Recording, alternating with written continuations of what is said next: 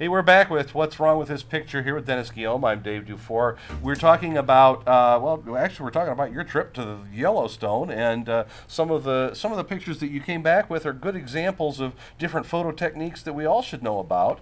And one of them that you got some demo here on has to do with shooting of running water or moving water primarily, and what we can do to make pictures of that waterfalls and rivers and streams and those kinds of things more effective. Well, yes, you know, when you get into those environments like national parks, mountains and stuff like that, there is a plethora of opportunity. There you go. To shoot things that have to do with running water as well as the still stuff.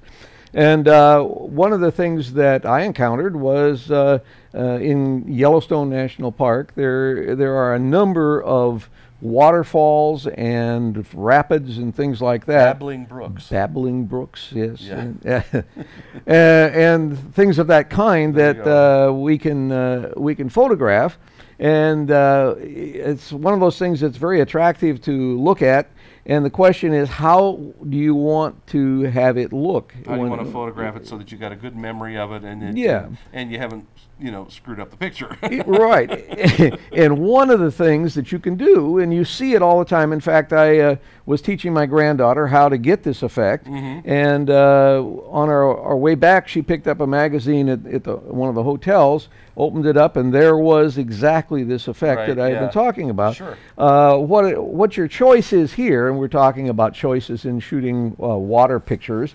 Your choice is here with running water is whether or not you want the water to be frozen in its tracks, so to speak, and the detail being very precise, or whether you want to give the water an opportunity to kind of blur and flow in the picture while keeping the surrounding areas crisp and in focus. Well, we've got some good examples here, so why don't we take a look here? All right, here's one that is, this is the, well, I'm trying to do, this is the blurred version. Okay. This is a rapid area going to a falls behind me. You don't have a heavy blur effect on this. No, I didn't shoot it terribly slow. This is one of those things where I shot it at about 25th of a second.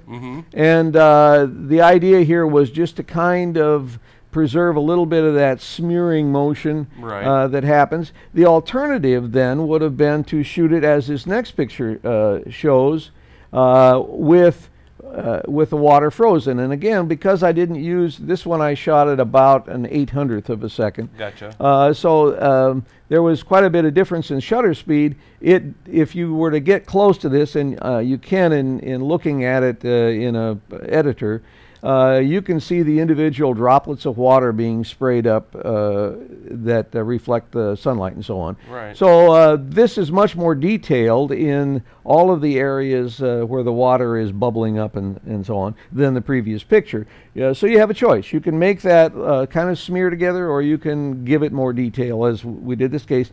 And in this case, it's a matter of changing the shutter speed to a much faster shutter speed than the slower choice, which would allow a bit of blurring. Right. Now, the thing is, of course, when you change the shutter speed, you have to adjust the aperture at that point, and that affects the depth of field. But on a long shot, generally, that's not as big a deal. It's not as much, because you're shooting from a fair distance. You're beyond, typically beyond infinity. Right. And so it has, you get into that hyper depth of field kind of situation. Now, we got a closer in example. Yeah, here's a closer look at the water. And this one I shot at 2,000ths of a second. And here you can really see the sunlight playing off of the individual water droplets that are being sprayed up and so on.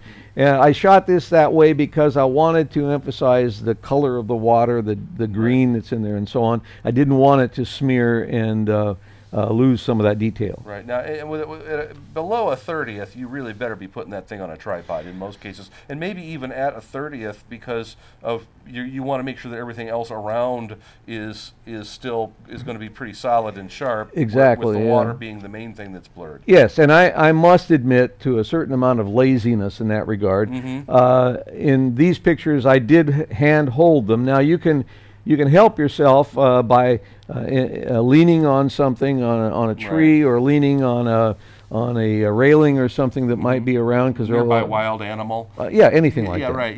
Yeah. Moose. And that'll help you steady the camera. And then these new lenses with the stabilizer feature in them it helps a lot too. Okay. Hey, you got a waterfall picture coming up here, which you shot a couple of different ways too, right? Yeah, this was further off, but it was one of those things that I thought this would be a good example to show the effect of blurred and not blurred. In this particular case, I froze it at 2,000ths of a second, and if you were to zoom in closer, which we can't do right now on this picture, but if you did, you'd see a great deal of detail in the water and in the area around where it's flowing over.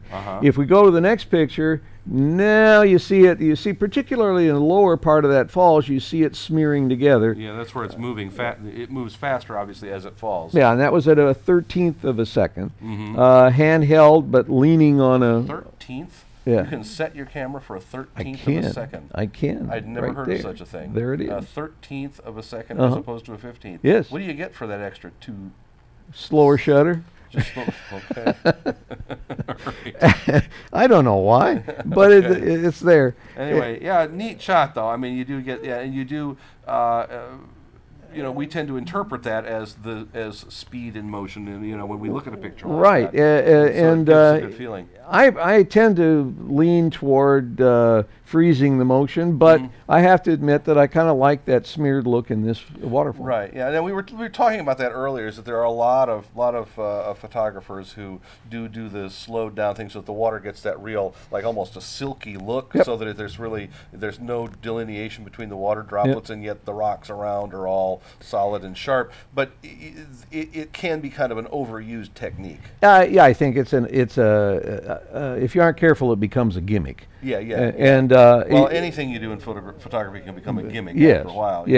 But the caution here would be, by all means, use a steady tripod if you have one available to you. I didn't necessarily follow that rule, and I lost a number of shots. I took several because I knew I wasn't using a tripod, so I oftentimes took more shots than I would have otherwise, just to ensure that one of them is going to be in focus and without motion. Okay. Well, good. We are going to come back in just a minute, and we're going to talk a little bit more about photographing some of the national parks and natural wonders, including some wild animals. And I try to shoot those with that. Here's my favorite photo gimmick. It's right here. Right See there? that one? Oh, yes, the rabbit. There you go, the old rabbit bunny ears. Okay, we'll be back in just a minute. Have a question or a comment for Dennis Guillaume? Get in touch at picture@rvnn.tv, and don't forget to send us your RVing pictures for possible use on an upcoming episode. You can also leave a voicemail for Dennis at 877-578-RVNN, extension 704. Follow RV Newsnet on Facebook and Twitter, and you can receive text messages to alert you when we're streaming live by texting RVNN to 72727. That way, you can join us live in the chat room, ask questions, and become part of the RV Newsnet family. Remember, any photos or other material submitted to us become the property of RV Newsnet and cannot be returned. For more TV like this from the world of RVs, head to rvnn.tv.